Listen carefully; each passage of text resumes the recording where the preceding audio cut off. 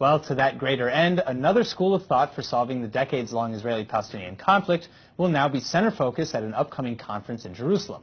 Joining me now in the studio to tell us all about it is Ted Bellman, the editor and publisher of Israel Pundit. Thank you very much for coming in. Thank you. All right, Pleased to be here. Thank you. My first question for you is, what is the idea that you'll be presenting at this conference? Well, as you know, Israel is looking for alternate solutions. Not everybody, but the majority want something different than a two-state solution. And Bennett and different people, Caroline Glick, have all offered solutions. Then there's a whole separate group who consider Jordan is Palestine. But we're distinguished from that group because we don't believe in negotiating with the PA because it doesn't get us anywhere, or negotiating with the king. No agreement can be negotiated. So our plan is totally different. So who is going to be in attendance to back this conference? The Jordan Opposition Coalition, headed by Mudar Zahran. Okay. And he has been toiling to achieve this result for 10 years, living on welfare, life in danger, living in exile, in a safe house, and so on. And I'm bringing him here and bringing in another Arab speaker who's now living in America. And they're going to make the case that they can take over Jordan, and when they do, it'll be good for Israel, very good for Israel. So first of all, I mean, it doesn't sound like this is some sort of fringe ideology. This is something that has gained a lot of traction. It's gained a lot of traction, but even more with the higher-ups, with the government on the quiet. They are very interested in the possibilities in this solution.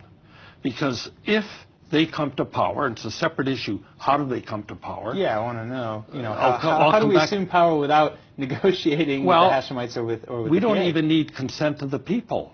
We don't need consent of the Congress. This is an executive action like the removal of Mubarak. An executive action on whose behalf? Who is acting? U.S. So the U.S. would need to intervene and basically dissolve Jordan. Quietly. They'd enable it to happen. They would enable Jordan to fall and for a Palestinian state to rise in its ashes? Exactly. That's the solution. That's the heart of it. How would they ensure that the Palestinian state would be the one to rise? Because, first of all, the U.S. controls the Jordanian army and controls the intelligence service. And if they give them orders to install so-and-so in power, it'll get done.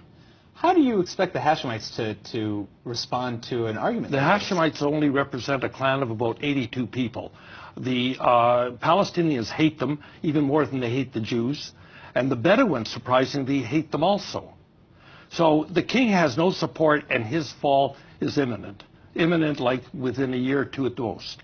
So you think Jordan is on the out to begin with? Yes. And you just want to ensure that the Palestinian state would be the one to take its Not place? a Palestinian state, a particular Palestinian state run by Mudar Zahran. For instance, they're going to pass a law that all Palestinians, wherever they are, have a right of return to Jordan. Right. And that includes everybody in the Judean Samaria. They all have Palestinian citizenship.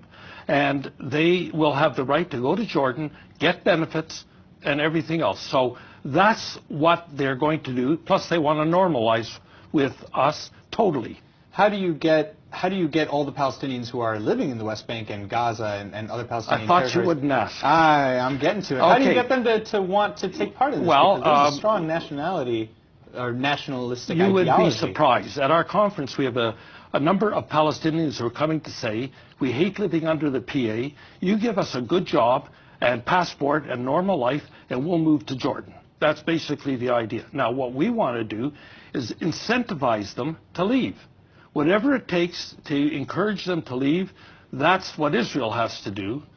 And that's the solution. That's the whole idea. And part of incentivizing them to leave is not de-incentivizing them by having economic programs to make it all better. You can't, as they say, suck and blow at the same time. If you want them to leave, don't give them a feather bed here. All right. Well, thank you for coming. I'm very interested to see what comes out of this conference. It's a fascinating ideology, and I'm very interested to see what comes out of this conference. Ted Bellman, thank you very much for coming. Thank you. All right.